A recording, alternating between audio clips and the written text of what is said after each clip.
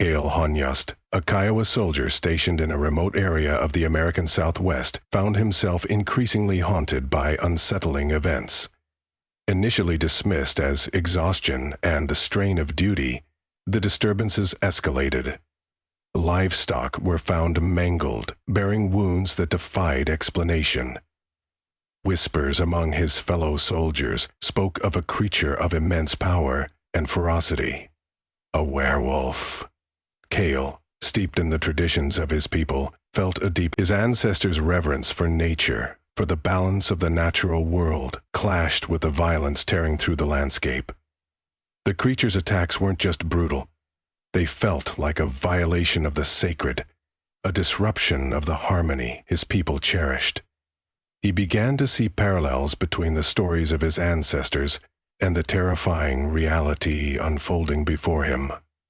"Sister," the master added. His military training clashed with his ancestral knowledge, forcing him to confront not only the werewolf, but also the conflict within himself.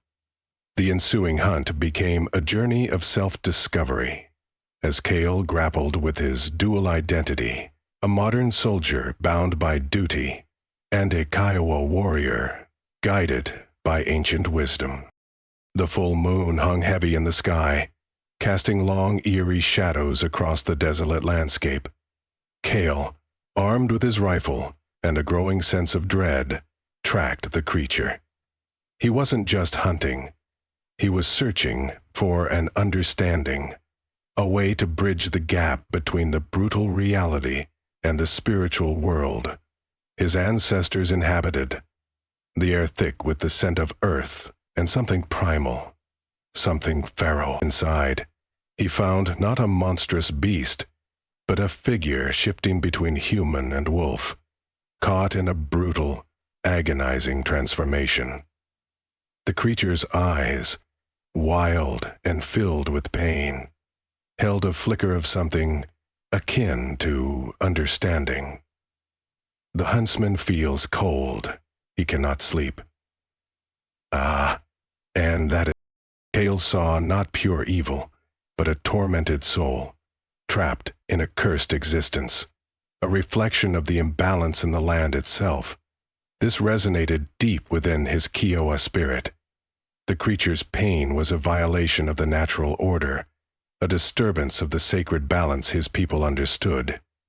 He lowered his weapon, the decision born not of weakness, but of a profound respect for the interconnectedness of all things, a lesson deeply rooted in his heritage. Instead of violence, Cale offered a silent prayer, a plea to restore harmony, a request for healing, both for the tortured creature and the wounded land. He left the cave, the future uncertain, but with a newfound sense of purpose, to seek not just the end of the creature, but the restoration of balance and healing.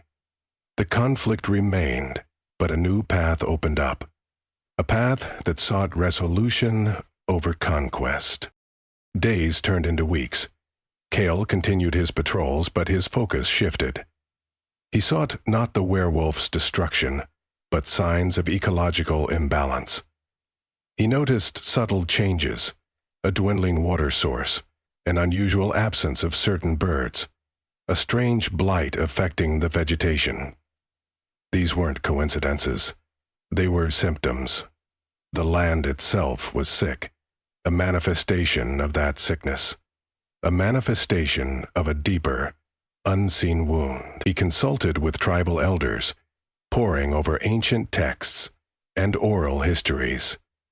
He learned of an old Kiowa ritual, a ceremony designed to restore balance to the land, a ritual that involved appeasing the spirits of nature and offering sacrifices, not of blood, but of respect and understanding.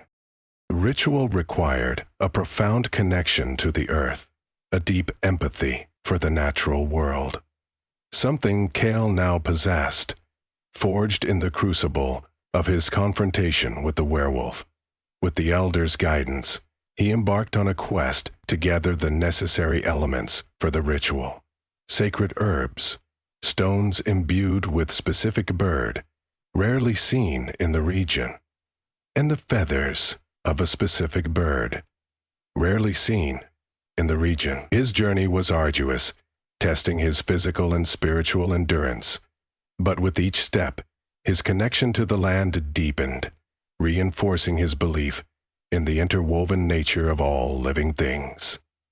The hunt for the werewolf had transformed into a quest for healing, a journey to reconcile the modern world with the ancient wisdom of his ancestors. The final element, a feather from the elusive sky dancer bird, proved the most challenging.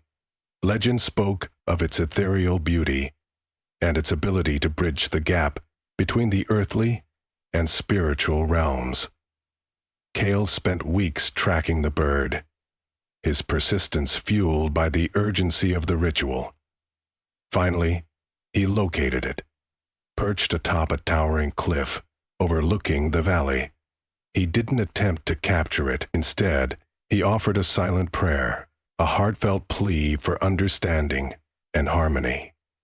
The sky dancer responded, not with flight, but with a single feather, gently drifting down to land at Kale's feet. With all the elements gathered, Kale returned to the tribe. Under the watchful eyes of the elders, he performed the ancient Kiowa ritual. He didn't slay the werewolf. He didn't even encounter it. Instead, he restored balance to the land, mending the unseen wound that had manifested as the beast. The land healed. The sickness subsided. Footnote: the werewolf, a manifestation of imbalance, simply vanished. Kale, once consumed by vengeance, found peace in healing, proving that sometimes the greatest victories are achieved not through violence, but through understanding and respect for the intricate tapestry of life. The story became a legend, whispered through generations, a testament to the power of empathy. Its comparison with Arida. Years later, Kale, now an elder himself, sat by the fire, recounting the tale to a new generation. He spoke not of a monstrous werewolf, but of a wounded land and the transformative power of understanding. He emphasized the importance of respecting the delicate balance of nature, a balance easily disrupted and painstakingly restored.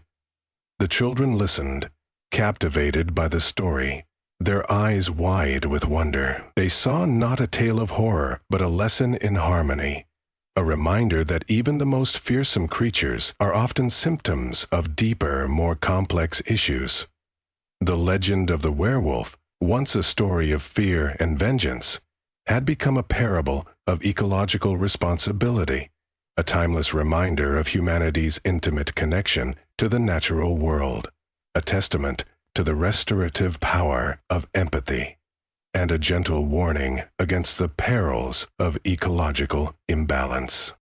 The fire crackled, casting dancing shadows on the faces of the young listeners, as Kale's voice, weathered by time but resonant with wisdom, wove a tapestry of nature's intricate design, reminding them of the responsibility they bore to protect the world around them. A legacy passed down through generations, a legacy born from the healing of a wounded land and the transformation of a hunter into a healer.